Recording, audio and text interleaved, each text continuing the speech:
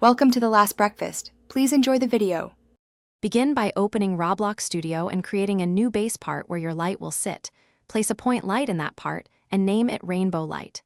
Set range to 16 and brightness to 2 so the effect is visible but not overpowering. Use color attribute initially set to color 3. From RGB 255, 0, 0 to start the cycle at red.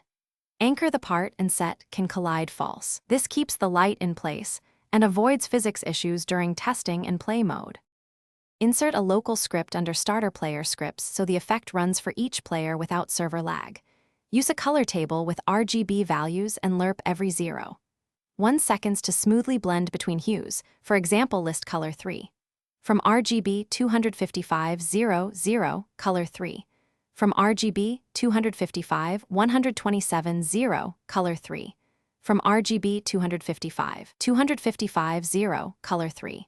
From RGB 0, 250. For smooth transitions, use Run Service.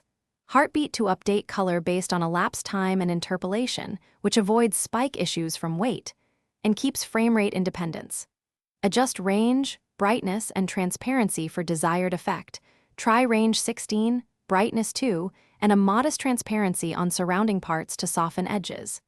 Test on device and cap task wait to 0.02 seconds if needed to limit CPU overhead on low-end machines. Finally, profile the script and disable for performance-critical areas or use remote events to offload heavy work.